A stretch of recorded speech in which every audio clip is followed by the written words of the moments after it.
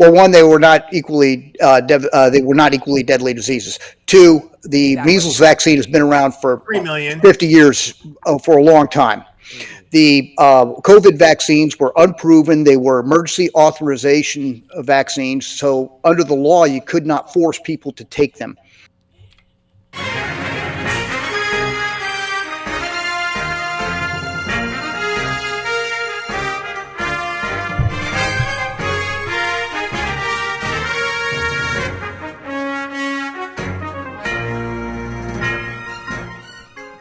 Welcome to Third Side Convo with your host, Bob Phipps. Your panelists today are Brandon Berger, Ted Johnson, Michelle Walters, and Bill Russell. And now, your host, Bob Phipps. Welcome to Third Side Convo, where we do something rare these days. We bring people from across the political aisle together to actually talk, and even more importantly, to listen. Right now, the divide is not just about issues. It's about identity. And, half of the country thinks the other half is crazy, cruel, or just plain stupid. I've seen it myself. Smart, thoughtful people who can't even finish a conversation because they see the other side as beyond reason. But here we drop the names, we ditch the stereotypes, and we focus on the ideas and policies that really matter. Tonight we've got an incredible panel, and as always, we gave them 15 minutes before the show to pick the topic. Here's what they landed on. We're going to talk about the changes in the military. There's been lots of changes, lots of thoughts going on as to how our military is and what it needs to be. So who's brave enough to start with that one?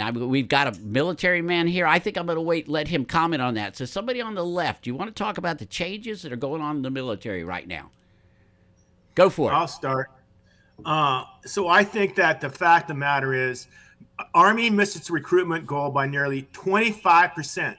About 15,000 troops a year in 2022 and 2023. And now a certain president, due to, anti-woke policies, because they're so damaging, wants to kick out, how many people, a couple million, because of what bathroom they want to choose. That seems awfully stupid. Well, okay, so well, somebody's got to take that one. Michelle or Bill, go for that one. I'm not the one that has to do that. Well, I'm just going to say it's Ted's got it completely wrong. One, since the current administration has been elected and has taken office, the recruiting goals they've already exceeded the recruiting goals for the year across the military.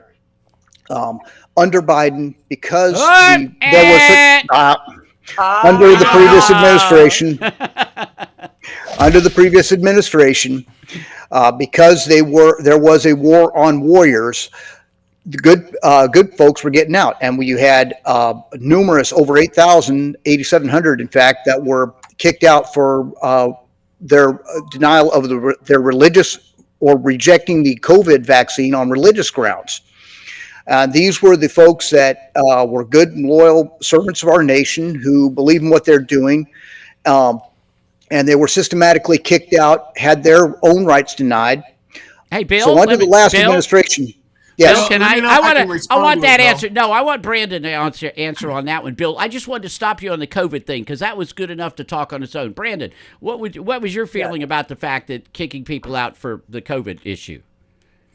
Well, that kind of the issue with people getting kicked out because they were refusing the COVID vaccine is kind of leaning into the general discussion of scale of vaccines in general being kind of denied. I don't understand this whole anti-vaccination community at all.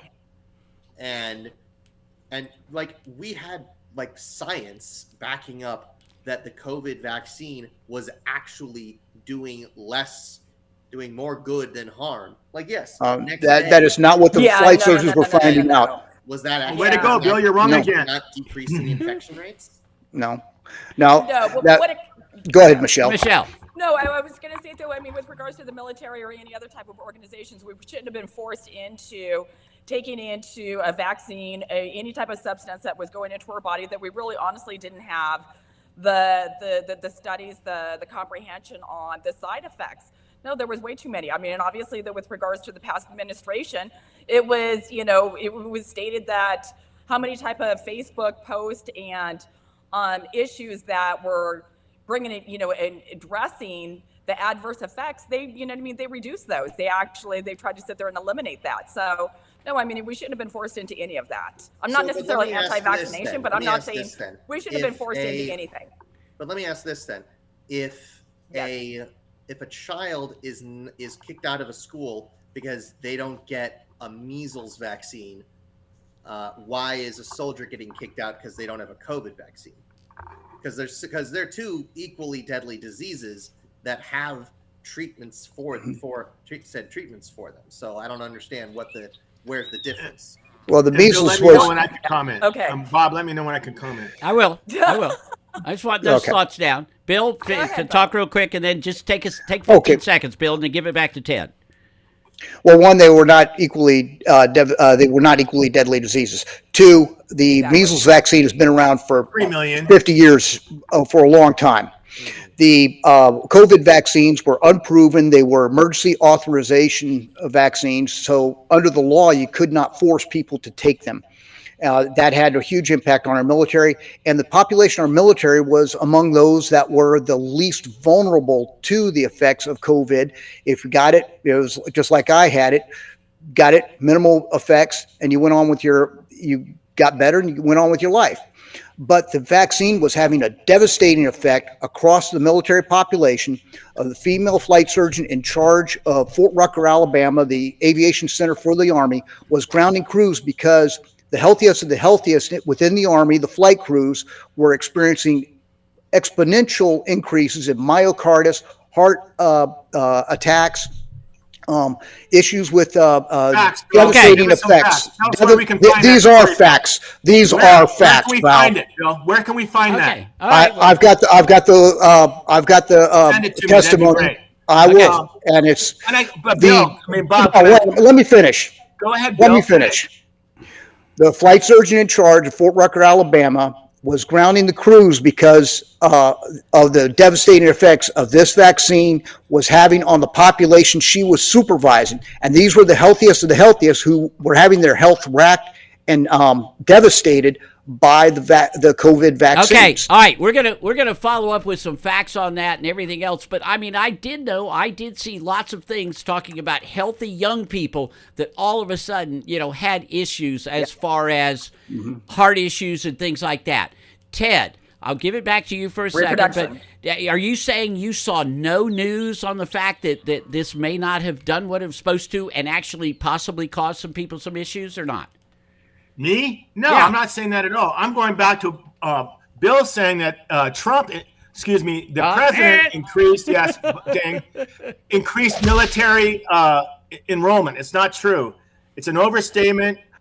Recruitment numbers for all military branches have been on the rise for the past few years, according to the Defense Department data. Experts cite factors such as improving recruitment strategies, increased bonuses, and new prep courses that predated the 2024 presidential election. So don't give the current president all the plaudits. All right. That's fair. I mean, that is fair enough. However, fact. obviously, hold on a No, second. it's not a fact. Whatever. Ted is completely wrong. Bill knows what a fact is. Okay. Hey, great. Okay. All right. Let's get a little less personal here. I don't know why we're all of a sudden just, oh my God, Miss Agnes. Okay. What I'm trying to say is their stats, can go either way, one way or the other. Let's look into it after the show. We'll have some feedback that can go on the website later. Okay. Brandon, what are the other issues about changes in the military that you see that you're concerned about or that are good? Well, do you know of any? Definitely one of my bigger concerns is definitely the removal of trans people in the military. I think that's because that's such a weirdly political issue now, where I was born a woman. I'm now choosing to live as a man. Why should that affect my ability to fight for my country? I don't understand why that is such a concern, especially because, to be fair, everybody pees in the same latrine on a military base. So what's the difference? What does it matter? All right, Michelle, you want to take that one? When it comes to the military, I mean, our first and main concern is to be able to sit and protect our country. We don't have time. We don't have patience. We don't have, you know what I mean, any room for, okay, I need separate bathrooms. I need separate this. I need, you know what I mean, my own personal liberties because I identify with this, that, or whatever the case might be. At the end of the day, I mean, we're here to sit there and fight a war and protect our country. And unfortunately, I think that a lot of these other issues with regards to the trans community have been overshadowed with other issues that are detracting from the main point. And that is that we need to make sure that we have the best, the brightest, the strongest that are going to be able to sit there and protect our country. Right, but then the question is, if you have a trans soldier who's like a trans soldier who is effectively achieving metrics higher than a cisgendered soldier, why are you choosing to let the transgender soldier go just on the grounds that they're trans? That doesn't make any sense. Because I mean, and like I said, unfortunately, I mean, in my understanding of the discussion, and then like I said, I don't necessarily know, you know what I mean, all the ins and outs of what's going on though, and the parameters behind it. But in my opinion, I feel like within this community that we're starting to see a lot of, okay, well, I need a changing of this. I need, you know what I mean, special accommodations for this. I need to be, you know what I mean, referred to as this. I need this. We don't have time for that. I mean, that might be suitable and acceptable and, you know what I mean, sports and this and that, where we do have maybe the time and the place to address those issues. But in wartime, we don't. I got you. We don't. We need to be able to get people out there. They're trying to get back to basics, Brandon, I think is what she's saying, right? I agree. There's a limit to... Let me know I could talk, Bob. Okay, will do. Yeah. Yes, Brandon. There is like a limit. There is a limit to what the military can do for the individual. That's not the military is not really an individualistic organization as a whole. Okay. I'm just saying that should not, like, the need for certain accommodations is individual. And if an organization can't handle individual accommodations, then that's fine. It's when you start singling out a group of people based on a most basic identifier of human existence, like gender, and saying that they're not fit to be in the military because they were not comfortable with the decision they had. All right, well, we're going to take our break, and Ted, you are going to start out the next segment. Okay, so you know what you got to realize is there's different feelings here. There's different emotions, and that's what this is all about. And that's why we got to talk about it. So please subscribe on YouTube, Third Side Convo, like us on Facebook, and we'll be right back after a word from our sponsors.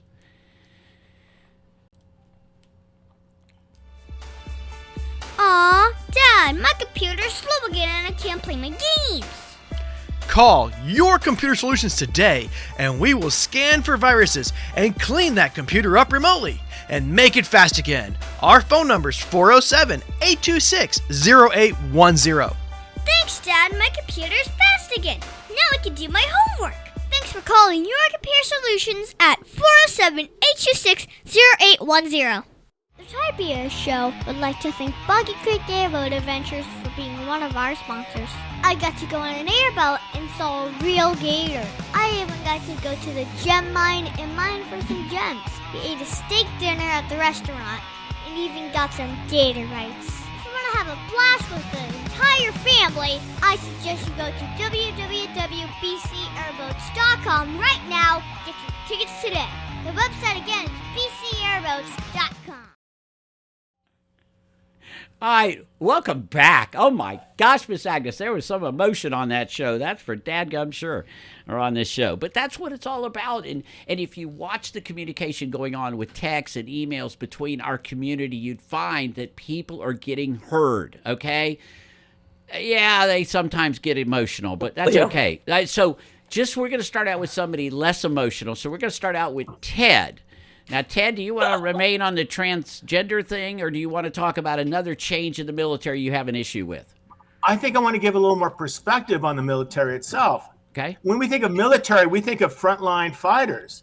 But, for every trigger puller, the military needs supporting players, truck drivers, cooks, supply officers, and tech workers who keep the machinery and operations running. And the combatants to support staff is 1 to 3. In other words, for every soldier, there's 3 people behind him. Mm-hmm. And many of these people do not see the front lines, but they are just as important in getting to military effectiveness. And some of these people choose different bathrooms than the rest of us, or believe in have a different gender. Does that really discount the quality of their service? Now we got to hear from Bill. Bill, you were in the military for a year or two, right? How long were you in the military? Just under 29 years. Okay, so you were there after the part where they didn't want blacks in either because they disturbed, they would disturb unit cohesion, right? So why, everybody got along fine, blacks got in there, wonderful. We got an incredible military. Why the transgender? Well, one, the racial issue in terms of unit cohesion, that was a side issue. Getting down to the trans issue, one, the military is, it's serious business. Yes, we do have support soldiers, but as we learned in Iraq and, even going back to Vietnam time frame, there isn't always a front line. And in fact, oftentimes it's the support troops who end up having to defend themselves. So one, this idea that support troops don't have to defend themselves is total fallacy. Two, the thing is that with the military, if you don't know who you are, the military is not the place for you to experiment and figure that out. With regard to those who are transitioning, the transgenders who are going through the surgical process, they become non-deployable for at least 2 years when they begin the process. Because of the hormone treatments, because of the medical treatments, they cannot be deployed during that time frame. They become just a burden and a distraction to the military and to the units. They interfere with the mission, and it is a huge distraction. If you want to, I'll defend your right to be trans and to explore that lifestyle, but the place for those folks is not in the military. All right. Hey, Bill, if you've already made the transition, is it okay to serve?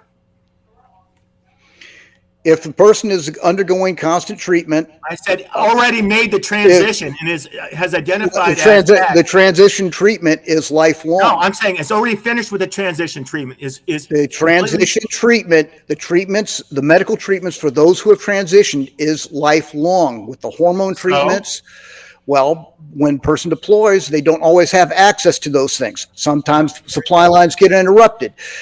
The person is not deployable, and it's, they need to figure that, they can figure out their lives, but the military is not the place to do it. It's a distraction. Deployable in terms of front line and like through the rocks of Afghanistan, or in a hut someplace looking at a screen. Who knows? Now let me ask you this. Ted, you're speaking from the perspective of somebody who's read perhaps a little bit about the military, but I don't know if you've ever served. All right, Michelle. You're coming from you're off base. Go ahead, Michelle. Answer the question. Okay. On this particular subject, though, I mean, there's a lot of people, though, that aren't accepted, though, because they might have, various different afflictions, diabetes. They, not only that, but if you've ever had, I think, depression, they look at, your psych records. There's a plethora of a variety of different things that they will not be accepting of. So I would assume that this would actually fall within the lines of some of the other prohibited measures that they do not want to bring into the fold. I don't necessarily know what the long list is, but I would assume that would be one of them. Okay, well, let me throw out a different question here. How much of the problem with the readiness of the military has to do with over half of our young people couldn't pass a physical fitness friggin' test? Oh my gosh, that's a problem. Mm-hmm. That is a problem. That's a huge very problem. much a comment on the state of youth health. Yes. And it's a huge part of it. I mean, you can't separate that. I mean, we don't have the people that could actually run 5 miles or whatever you have to do. Can you imagine?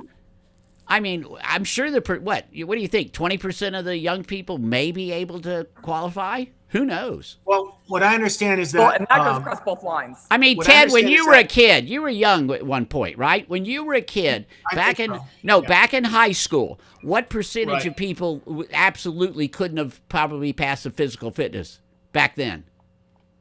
Well, there were standards if you to start to be. but was physically it fit, you maybe had to run. 10%? But was it maybe 10%? What was it? Well, I'm so old that it was even before the running craze that took over. But I would say, 15%. Yeah, But generally speaking, though, when you took young men, whether 18 to 22, and you put them in a military setting, they could get to physical fitness rather quickly. Right. What's missing now is kids who sit in front of a computer screen 6 hours a day and play games. It takes them and maybe be pre-diabetic at the age of 20 or 18. It takes a long time, and the government and the military knows that, and they have to retrain before they even put him in training. They have to put him in training. I agree. Basically, is what they're doing now. Hey, Brandon, what do young people think about the military these days? I mean, back when Ted and I, were younger, we just didn't want to go to Vietnam. I mean, who wanted to, that was tough. But how do younger people think about the military now? And because you're a teacher and you see young people, even though I know you Not deal as with a many lot young more old people as people. you I know think, that. but- Yeah. Well, not as many young people as you think. Yeah. But I feel, the way I've kind of grown up has kind of evolved to the point where we're like like in my personal opinion is just that if you want to join the military, great, that's your choice. You've got options. You want Army, Navy, Marines, Air Force, National Guard, whatever you want to do. As far as like, can they pass the physical fitness testing? And you're right. These days, people who are age appropriate to join the military are, on the whole, probably not physically fit enough to complete a physical fitness test. Testing minimums, like I don't know. It's God, It's pretty sad, actually. I mean, I think that's agree. the bigger reason why we're having problems with that's- military is they can't get in. I mean, they that couldn't becomes like a make it. general health. That becomes like a general health issue for the country, not just necessarily for military recruitment or for military stature.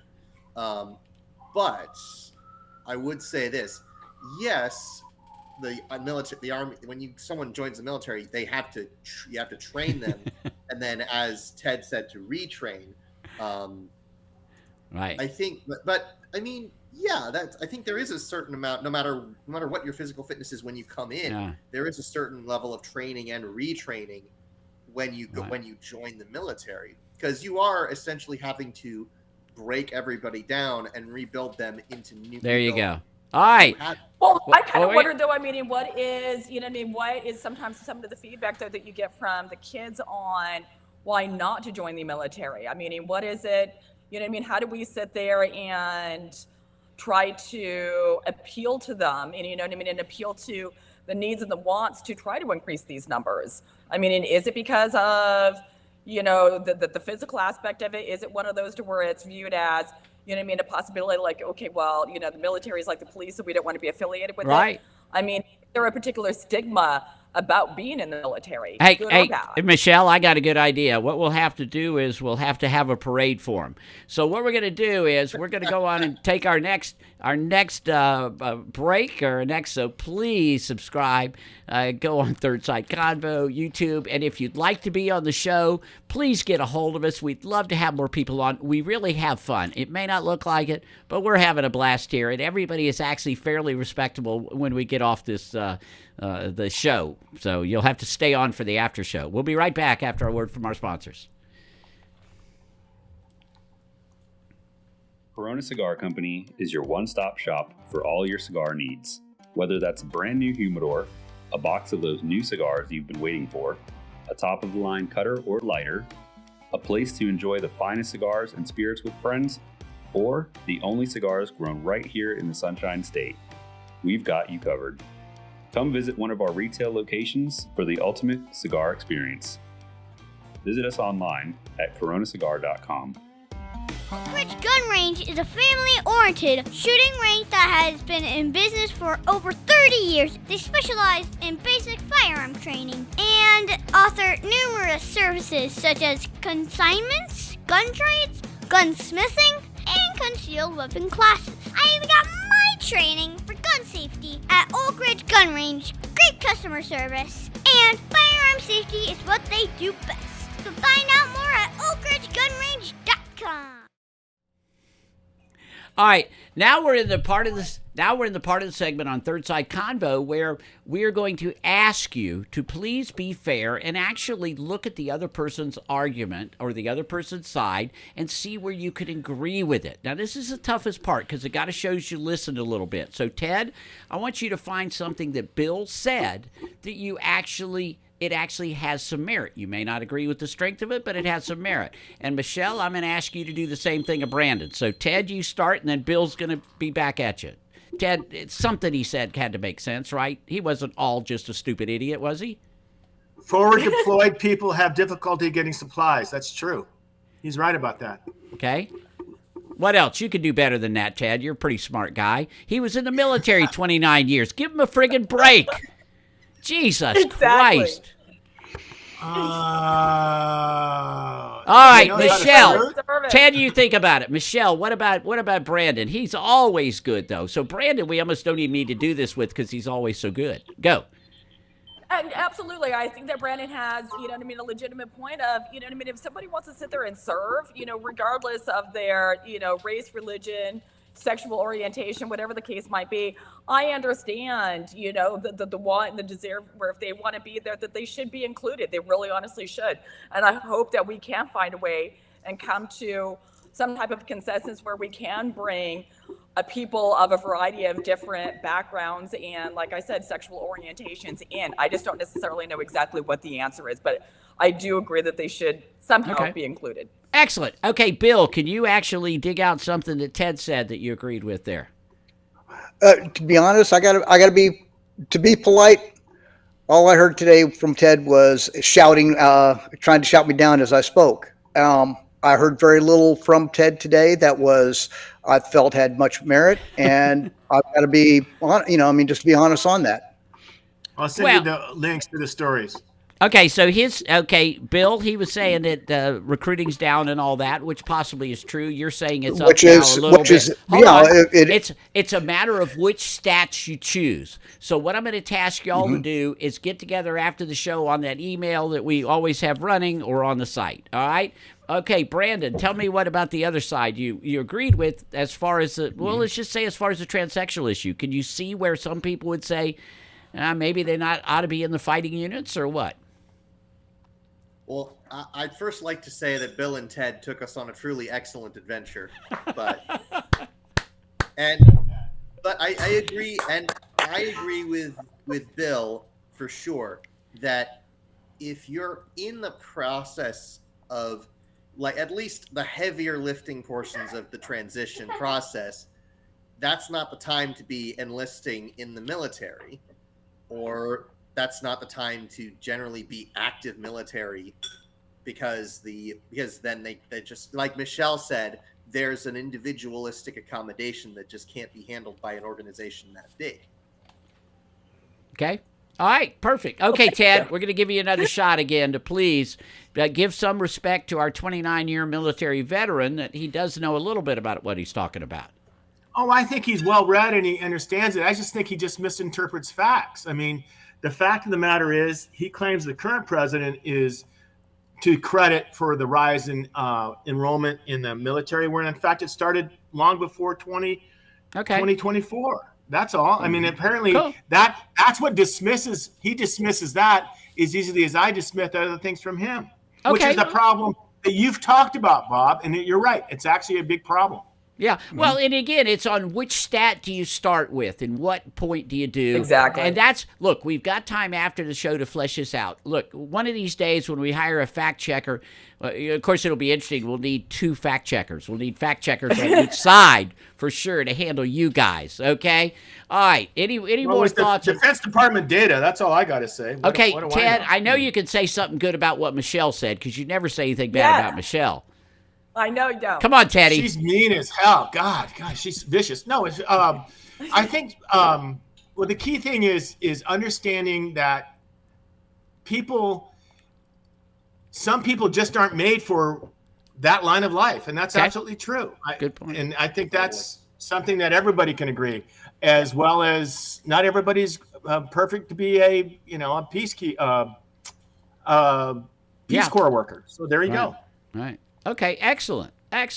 Okay. So last final thoughts of anybody, and it's got to be The quick. final thoughts. And it's got to be quick. The whole military. I mean, what we're trying to do is get the military back to being proud, right? So if that's, I think that's what they're trying to do, to be proud to be in the military. I know, Bill, you certainly were proud to be in the military. My boy was too. Oh, we've got to go ahead and wrap it up. We've got different timing on the show today. So listen, at the end of the day, all we're going to do is sit at a table and talk. So people these days walk away. They can't even have these discussions. We're going to have the discussions. We're going to keep them going. Tonight, we practice something rare: disagreement without dismissal. We'll see you next week on another episode of Third Side Convo. Thank you very much.